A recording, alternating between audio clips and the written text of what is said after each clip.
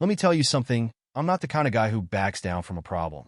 When something's wrong, I handle it. That's how I've lived my life. And that's the man I thought my wife, Emily, married. For 12 years, I busted my ass as a heavy equipment mechanic, working long hours to keep food on the table and a roof over our heads. I didn't mind. It's what a man does for his family. So when I told Emily I'd be joining her and the kids on the annual trip to Lake Winona, I expected her to be happy. I'd finally managed to get a week off, and I was looking forward to spending time with my family for once. "Hey, Emily," I said, stepping into the kitchen. She was at the stove, stirring something that smelled like chicken soup. "Good news. I got the week off. I'll be coming with you guys to the lake this year." Her hand froze mid-stir, and she turned to look at me with a forced smile. "Oh, that's great, Mike. The kids will love having you there." I raised an eyebrow at her reaction. Normally, Emily would have been excited, but this time, her voice had a weird edge to it. Not exactly the enthusiasm I was expecting. "Yeah," I said, watching her closely. "It'll be nice to finally spend some time with everyone." She nodded and turned back to the stove, muttering something about needing to finish packing. I let it slide, but my gut told me something was off. Later that evening, I went into the closet to grab some trail maps for the trip. Emily was sitting at the computer in the corner of the room. The second I stepped in, she clicked something on the screen and quickly logged off, giving me a nervous smile as she walked out. "What was that about?" I muttered to myself, watching her leave. I don't like secrets, and I sure as hell don't like being lied to. After making sure she was downstairs, I sat at the computer. I'm no tech wizard, but I know my way around the basics. When I opened her deleted folder, my heart nearly stopped. Subject: change in plans. From Emily to Adam Spencer. The words hit me like a ton of bricks. I knew that name, Adam Spencer, her high school boyfriend. Change in plans. "Mike will be coming with the family. You can still come, but Heather will put you in the last cabin. We'll find time together while he's out, riding his motorcycle." My jaw clenched so hard it hurt. The nerve of her. Not just sneaking around, but dragging her sisters into it, too. My hands tightened into fists as I read the email again, making sure I wasn't imagining things. I closed the folder, stood up, and took a deep breath to keep my anger in check. She was downstairs with the kids, laughing like nothing was wrong, like she hadn't just stabbed me in the back. It would have been easy to storm down there, slam the email in her face, and demand an explanation. But no, this wasn't the time for a screaming match. Emily wanted to play games? Fine, I'd play too. She had no idea that I'd seen the email, and I wasn't about to tip her off. Instead, I was in a Lake Winona. I wasn't going there to sit around a campfire or enjoy a nice family outing. I was going to catch her in the act. When I confronted her, it wouldn't be with just words. It would be with cold, hard proof. When we pulled up to Lake Winona, everything looked as it always had: serene, picturesque, the perfect spot for family memories. The cabin stood neatly along the water, sunlight sparkled on the lake, and the kids were already bouncing with excitement. But I wasn't here for that. I wasn't here to relax or roast marshmallows. I was here to catch my wife in the act. As I unloaded the truck, I noticed something that made my blood boil: a dark green Durango parked at the farthest cabin. I knew exactly who it belonged to. Adam Spencer, her ex. The same Adam she'd emailed about this trip. She thought she could sneak him in here, right under my nose? I took a deep breath, steadying myself. There was no use blowing up now, not yet. I had to be smart about this. Heather walked over with a big grin plastered on her face, her bubbly demeanor only making me more suspicious. "Hey, Mike, long time no see. You need help with anything?" I shook my head. "I've got it," I said, glancing toward the Durango. "Nice turnout this year. Whose cabin is that at the end?" Heather's smile faltered for a split second before she recovered. "Oh, that? I think it's just another family renting for the weekend."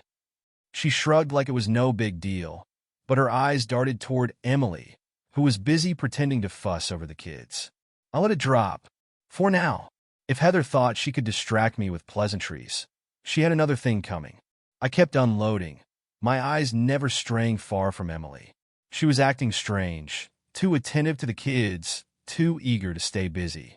Every now and then, I caught her sneaking glances toward the Durango, her face tight with nerves.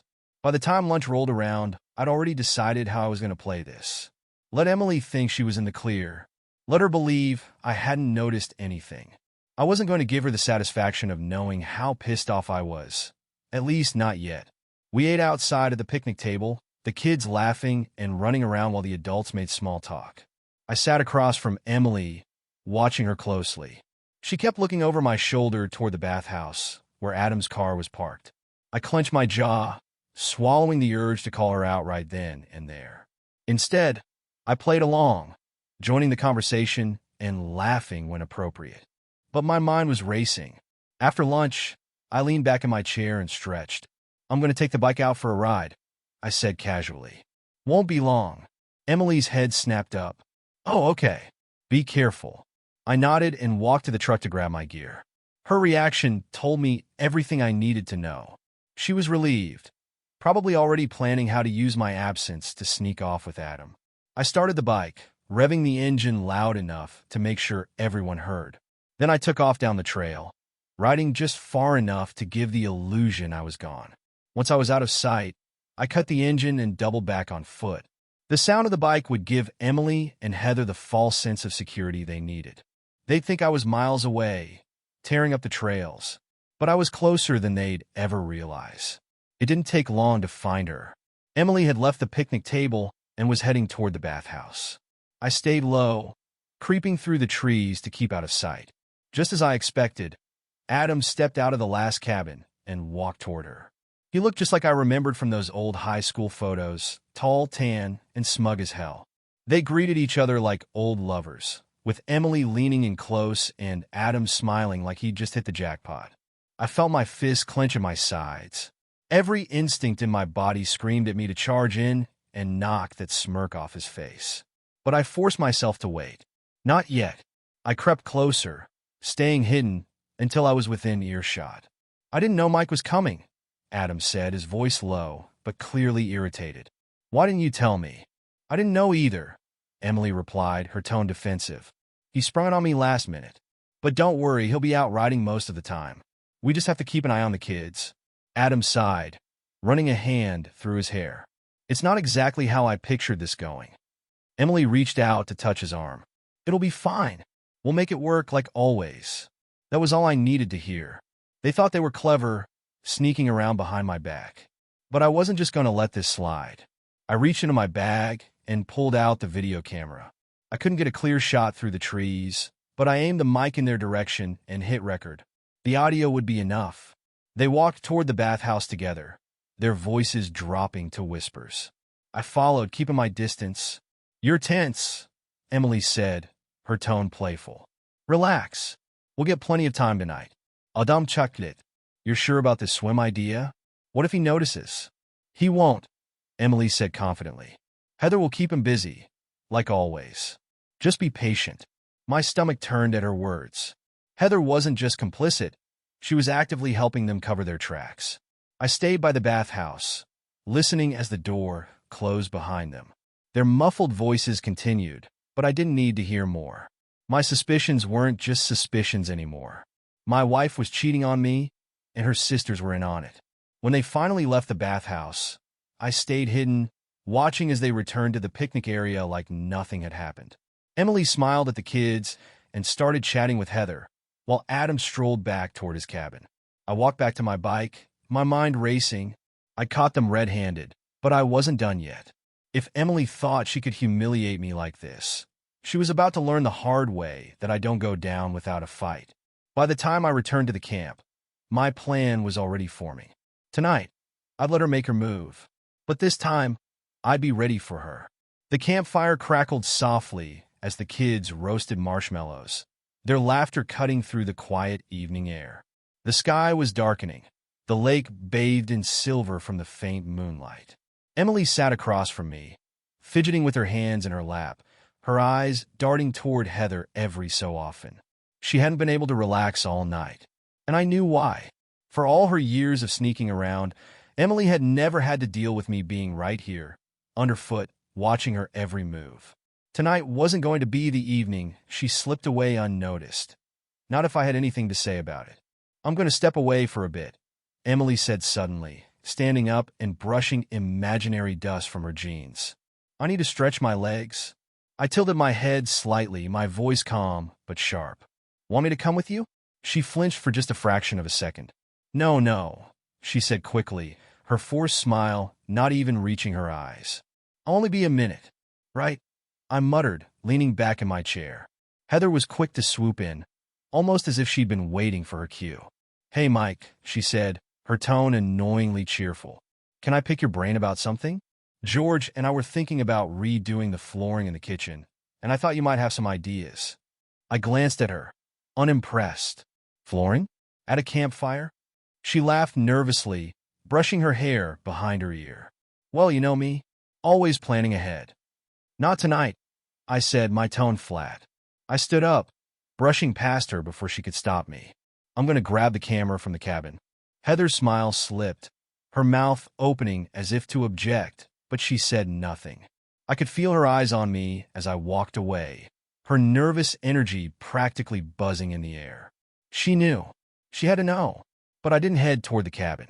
Instead, I slipped behind a row of buildings and made my way toward the lake, keeping low and quiet. The moonlight was faint, but it was enough to guide me down the hill without stumbling. My boots crunched softly on the damp grass as I moved closer to the shoreline. That's when I saw them. Two dark figures floated in the water, their heads barely visible above the surface. On the grassy bank near the shore, a blanket lay spread out with their clothes and towels neatly folded on top. The sight hit me like a punch to the gut. There they were, without a care in the world, like this was some kind of romantic getaway. The nerve of them, thinking they could pull this off right under my nose.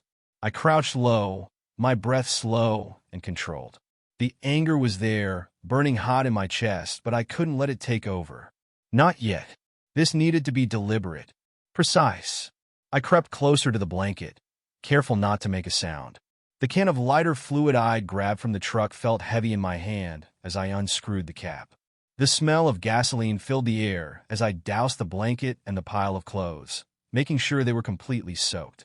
Satisfied, I bundled everything into the blanket and slung it over my shoulder.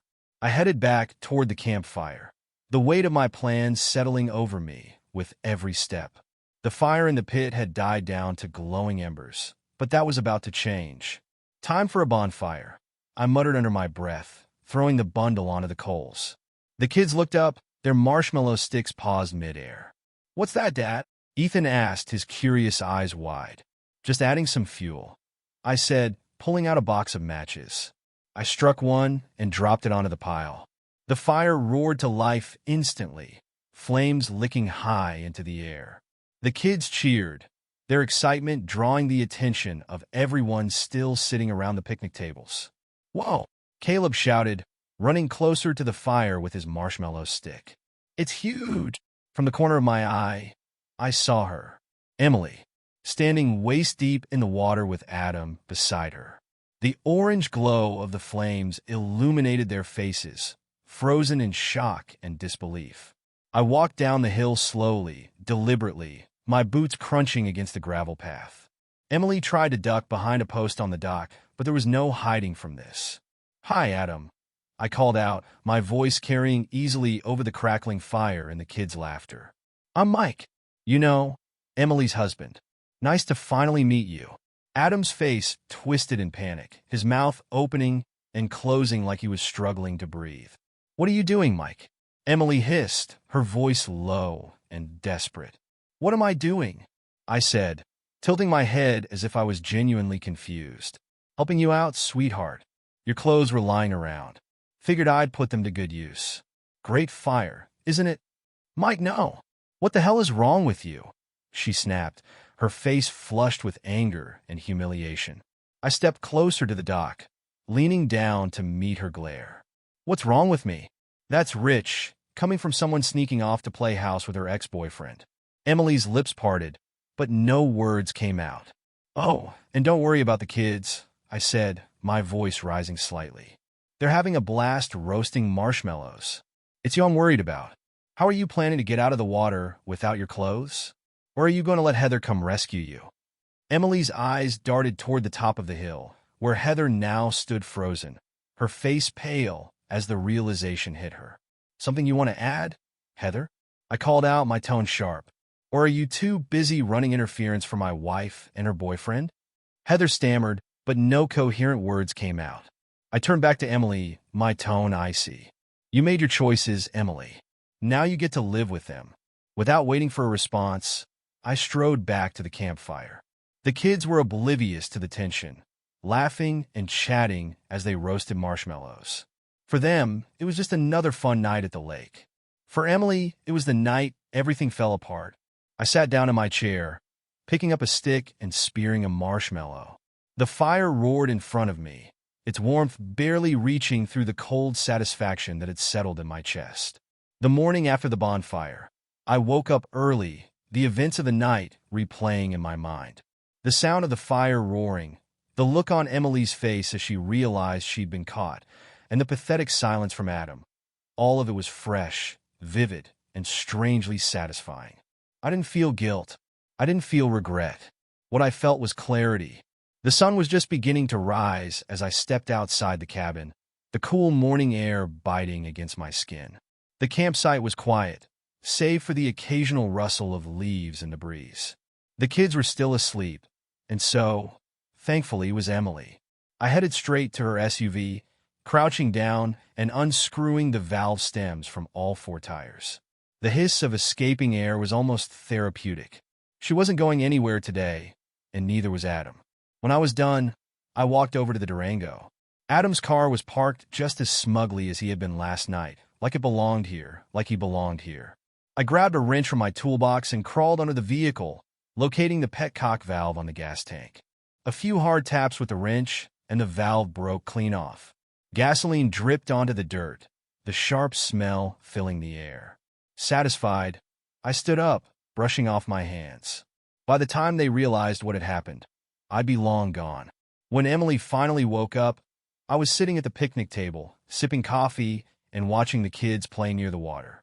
She approached cautiously, her face a mix of anger, embarrassment, and desperation. "Mike," she began, her voice low, "can we talk?" I didn't look at her. "What's there to talk about, Emily?" "Please," she said, glancing nervously at the kids. "Not here. Let's go somewhere private." I set my coffee mug down and stood, towering over her. "Fine. Let's talk." She led me away from the campsite, toward a shaded area near the edge of the woods. As soon as we were out of earshot, she spun around, her eyes wide and pleading. "Last night." "Save it." I interrupted, my tone cold. "I'm not interested in your excuses." "It's not what you think," she insisted, her voice cracking. "Adam and I." "You and Adam were screwing around behind my back," I said bluntly. "Don't insult me by pretending otherwise." Emily's face flushed red, but she pressed on. "It's not like that. He's just an old friend. We've known each other for years." "An old friend?" I laughed bitterly. "That's what you're going with? You were sneaking off to meet him at the lake." "Emily, I overheard everything. Do you think I'm stupid?" She faltered, her lips trembling as she searched for something to say. "Mike, please. It didn't mean anything. I felt neglected. You're always working, always busy. I needed someone to talk to, and Adam." "Stop," I said, holding up a hand. "You think this is my fault? That this somehow justifies sneaking around and dragging our kids into this mess?" Tears welled in her eyes, but I didn't care. I wasn't falling for it. Not this time. "You planned this," I continued, my voice low and cutting. "You lied to me. You lied to our kids. You even dragged your sisters into it. And now you're standing here, trying to play the victim?" Emily shook her head, tears streaming down her cheeks. "I didn't mean for it to happen, Mike. I love you." "Love?" I snapped, stepping closer. "You call this love? Sneaking around with your ex-boyfriend? Making me look like a fool in front of our family?" Her silence was deafening. I took a step back, shaking my head. "I'm done, Emily. You can save your crocodile tears for someone who cares." Later that morning, as I packed my things into the truck, Adam finally had the nerve to approach me. "Hey, Mike," he started, his voice shaky. I turned to face him, crossing my arms. "What do you want?" He hesitated, shifting uncomfortably under my glare. "Look, man, I'm sorry about what happened. I didn't mean for things to get this far. I raised an eyebrow. Didn't mean for things to get this far? You've been screwing my wife for how long now? Don't insult me with your half-assed apology. Adam flinched, his face turning red. It's not like that. Emily and I, You just what? I snapped. Had a little fun? Wanted to relive your glory days? Let me tell you something, Adam. You're nothing but a pathetic, washed-up loser clinging to the past. And Emily? She's just as pathetic for falling for it. He opened his mouth to argue, but thought better of it. Do yourself a favor, I said, my tone icy. Stay out of my sight, because the next time I see you, I won't be as polite. Adam swallowed hard and nodded, retreating back toward his cabin. As I climbed into my truck, I took one last look at the campsite. Emily was sitting by the picnic table, her head in her hands. Heather stood a few feet away, looking pale and anxious. I didn't feel pity for them, not one bit. Turning the key in the ignition, I pulled onto the dirt road and didn't look back. Driving away from the campsite, the dirt road stretching endlessly before me, I felt the weight of 12 years of betrayal lifting from my shoulders. There was no going back now. Emily had crossed a line, and I wasn't just going to walk away quietly. She wanted to gamble everything? Fine. She was about to lose. By the time I reached town, my plan was already forming. I wasn't just going to end things. I was going to make sure she felt the full consequences of her actions. The first stop was the bank. Walking into the branch, I pulled out my wallet and handed my ID to the teller. I'd like to withdraw everything from these accounts, I said, sliding the paperwork across the counter. The teller hesitated, glancing at the joint account forms. Everything. That's right, I said firmly. Close them down. All of them. Within minutes, the balance was transferred into my personal account, leaving exactly $2,000 behind. Let Emily figure out how to manage with that. Next, I called the credit card companies. Hi, this is Mike Harrison. I'd like to cancel my cards and remove myself from this account, I said, my tone crisp and professional. But, sir, the representative began, this is a joint account with. I'm aware. Cancel it. One by one, the lifelines Emily had likely taken for granted were severed. By the time I finished, I felt a grim satisfaction.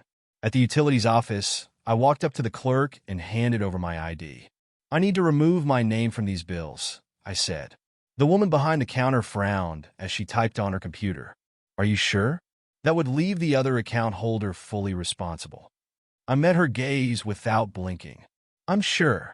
By midday, I was back at my truck, the engine humming beneath me as I drove toward the hotel where I'd booked a room for the night. My phone buzzed with a notification as I parked, and I couldn't help but smirk. Emily would be figuring it out by now. Realizing the credit cards didn't work, the bank accounts were empty, and she was on her own. But I wasn't done yet. After settling into the hotel room, I pulled out my laptop and began the next phase of my plan, gathering evidence. The audio I'd recorded at the campsite was clear enough to leave no doubt about what had happened. But I wanted more. I logged into the shared family computer remotely and searched through Emily's emails. It didn't take long to find a treasure trove of incriminating messages. She hadn't even tried to hide it. Emails between her and Adam dated back years, detailing everything from secret meetings to financial arrangements. There were even messages discussing how Heather had helped cover for them during previous trips. My stomach churned as I scrolled through photo attachments. Emily and Adam together at a hotel, laughing and holding hands like a pair of teenagers. In one photo, they were sitting on a bed, her head resting on his shoulder. I downloaded everything. The next morning, I called my lawyer, Seymour Klein. He'd handled a few things for me in the past, but nothing like this. Seymour, it's Mike Harrison, I said when he picked up. Mike, long time. What's going on? I need to file for divorce. Today. Seymour paused for a moment, his tone shifting to something more serious. I see. Any special circumstances? Plenty, I said, my voice hard. I want a DNA test for the kids, and I want Emily to get as little as possible. No house, no car, nothing. Make it airtight. Understood. We'll get started right away, Seymour said. But I'll need some documentation, proof of infidelity, financial details, things like that. Already taken care of, I replied. By afternoon, My revenge was officially in motion. First, I composed an email to a group of Emily's closest friends and family. The subject line was simple: "For your information." I attached a selection of emails and photos, along with a short message. "I thought you should know what Emily has been up to. Make your own decisions about the kind of person she is." I hit send, imagining the fallout that would follow. Emily had always cared deeply about her image, what people thought of her. This would destroy that. Next, I turned my attention to Adam. A quick search online revealed that he worked as a fuel truck driver for a small company in his town. It didn't take much effort to find the company's email address. I drafted a message anonymously, attaching one of the more damning photos of Adam and Emily. "Your employee, Adam Spencer, has been conducting inappropriate activities while on the clock. Thought you should be aware." With one click, his cushy little job was as good as gone. That night, I sat in the dim light of my hotel room, staring at the folders of evidence I'd gathered. The satisfaction I felt wasn't joy. It was something colder, sharper. Emily and Adam had made their choices, and now they were paying for them. This was just the beginning. By the time I walked into Seymour Klein's office the next morning, I was a man on a mission. The events of the last 48 hours had left no room for doubt.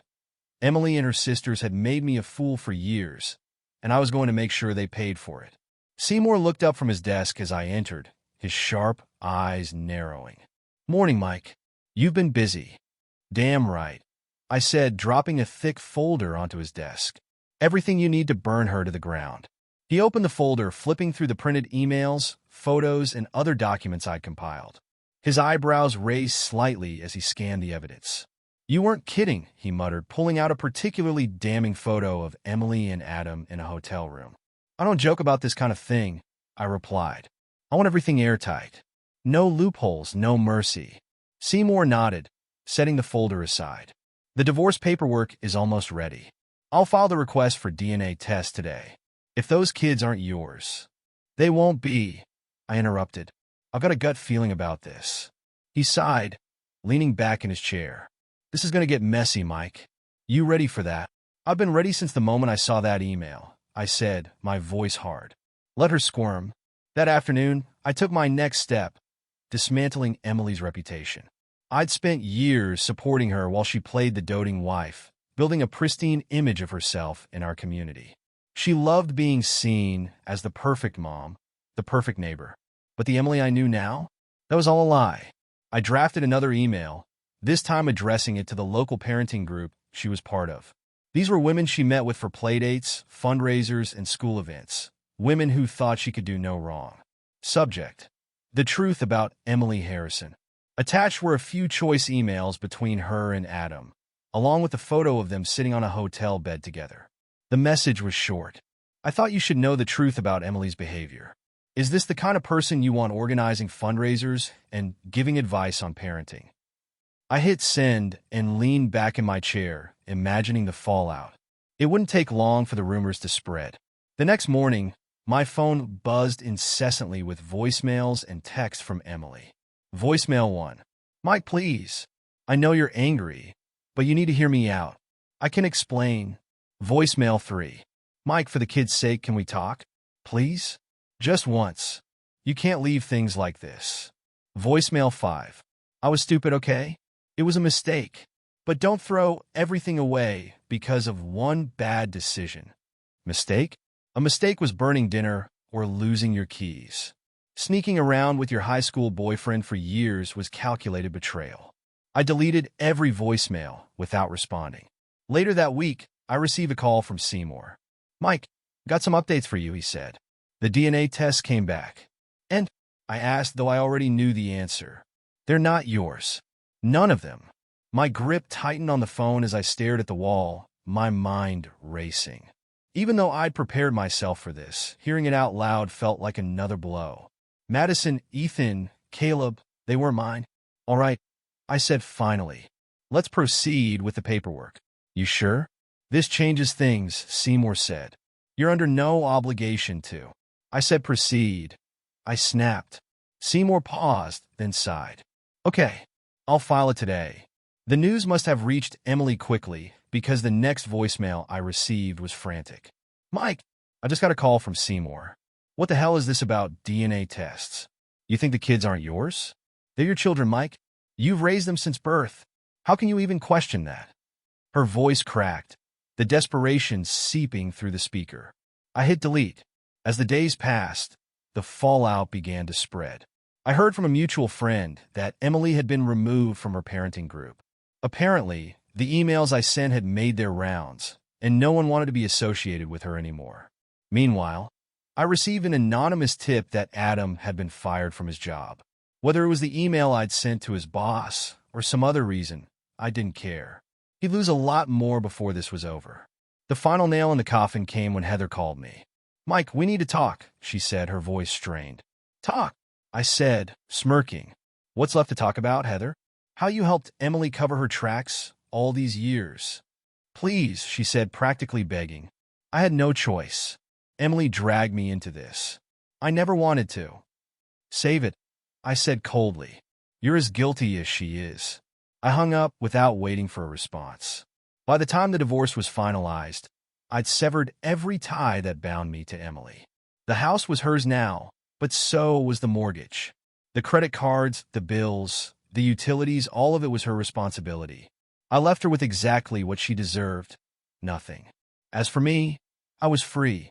2 weeks after I filed for divorce, I thought I was done with Emily and everything connected to her. But one afternoon, as I pulled into my driveway, I saw an unfamiliar car parked in front of my house. A man was sitting on the porch steps, waiting for me. It took me a moment to recognize him. Ryan Carter, Heather's husband. "What are you doing here?" I asked, stepping out of the truck. Ryan stood, his expression tense. "Mike, I need to talk to you. It's about Emily." I folded my arms, leaning against the truck. "What could you possibly tell me that I don't already know?" Ryan hesitated, looking down at his hands. "Look, I know I'm probably the last person you want to see right now, but you need to hear this. There's something you don't understand about what's been going on." "Spit it out," I said sharply.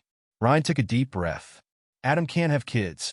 The words hung in the air between us, their weight sinking in slowly. "What the hell are you talking about?" I asked. "It's true," Ryan said, his voice steady. "Adam had an accident years ago. Water skiing. He can still, but he's infertile. Emily's affair wasn't just some fling. It was part of a bigger plan. She married you because she wanted kids. Adam knew he couldn't give her that, so he encouraged her to find someone who could." I stared at him, my jaw tightening. "You're telling me she used me? That our entire marriage was a lie?" Ryan held up his hands. "I'm not defending her, Mike. I'm just telling you what I know. Emily and Adam thought they could keep their relationship alive while you raised the kids. But over time, she fell for you. That's why she's been so desperate to fix things." I laughed bitterly. "Fix things? You mean after she spent years sneaking around behind my back?" Ryan shrugged. "I'm not saying it's right. I'm just saying it's complicated." I shook my head, pushing off the truck. "Get out of here, Ryan, and tell your wife to stay out of my business, too." Ryan didn't argue. He got back in his car and drove off, leaving me standing there with a storm of thoughts swirling in my head. Later that evening, I called Seymour. "Ryan Carter came to see me," I said. "He claimed Adam's infertile and that Emily married me because she wanted kids." Seymour sighed. "Sounds like damage control to me. Did he provide any proof?" "No," I said, but he seemed convinced. "Well, here's something you should know," Seymour said. "I looked into the DNA results Emily sent me after you requested the tests. They're fake." My grip tightened on the phone. "Fake? How do you know?" "The lab doesn't exist. It's a forgery, Mike. Whoever put it together didn't even try to make it convincing. I kept your original DNA results in my files. The real test showed what you already knew. None of the kids are biologically yours." I clenched my teeth, the anger bubbling up again. "So, Ryan was feeding me a line of bull." "Sounds like it," Seymour replied. "Probably trying to guilt you into backing off the divorce."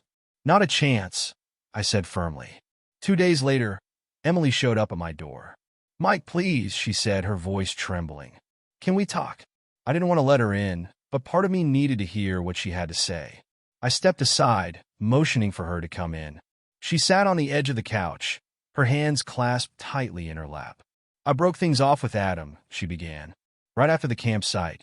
I haven't seen him since. Congratulations, I said dryly. She flinched but pressed on. Mike, I know I hurt you. I know I made mistakes. But I love you. I always have. Can we try to fix this?